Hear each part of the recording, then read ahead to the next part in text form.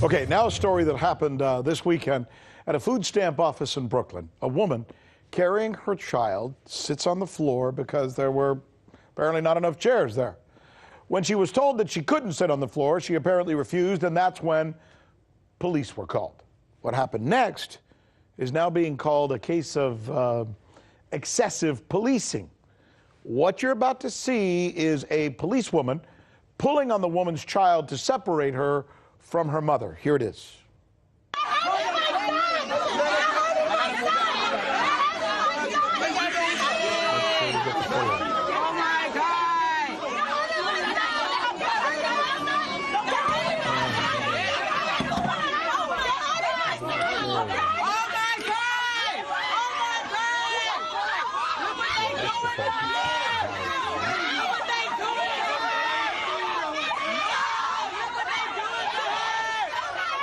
As we continue to watch this, I want to bring in our NRS correspondent, Michele Greenstein, who's watching this with me. I'm watching you shake your head. You can't help but shake your head because, look, it's completely unnecessary. It's tough to watch. I mean, that's a child, right? And regardless of what you think of what the mother may have done, pardon me, it's hard to watch a police officer pulling a child away from its parent. Truly, and the ironic thing is that one of the things this woman was charged with, who's only 23 years old, by the way, one of them was resisting arrest, the other was acting in a manner injurious to a child. So the irony is striking because, as you can see, you made me have to pull your child away from you, therefore I am now going to charge you with injuring the child because I had to injure it in an attempt to arrest you. That's basically it. For the egregious crime of sitting on the ground. And so the DA actually dropped those charges today, but what I think is significant is that that video went extremely viral. The original Facebook video was seen over 500,000 times. It was only because of that virality, of that media attention, that the DA was forced to respond, that you had city officials calling for an investigation, that you had the Brooklyn DA saying he's horrified by the violence. But here's what we all are troubled by when we watch this. These things seem to escalate so quickly. Yeah. And it's bothersome to watch these things escalate, and we can't help but wonder why a normal person couldn't find a way to de-escalate these situations. I got that. I think we're all in agreement. Right. Here's my problem.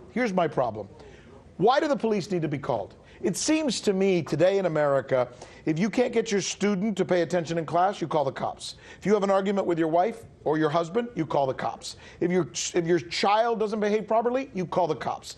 If you're sitting in a place for food stamps and one of the persons there doesn't want to sit on a chair, you call the cops.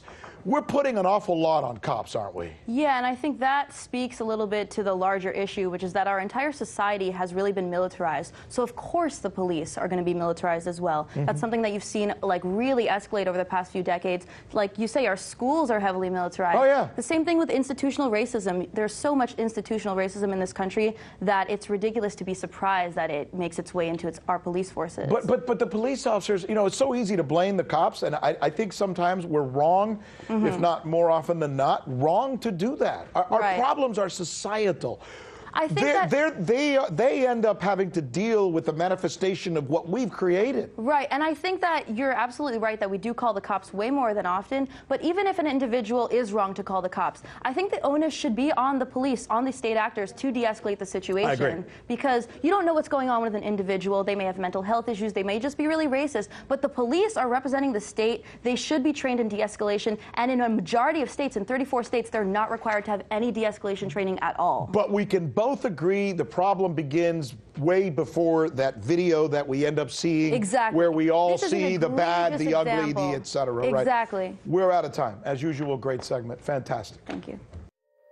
Hey YouTube, thanks for checking out our channel. We hope you enjoyed the video. We have tons of content for you just like this. For more of RT America's one-of-a-kind news and analysis, be sure to subscribe and never stop questioning more.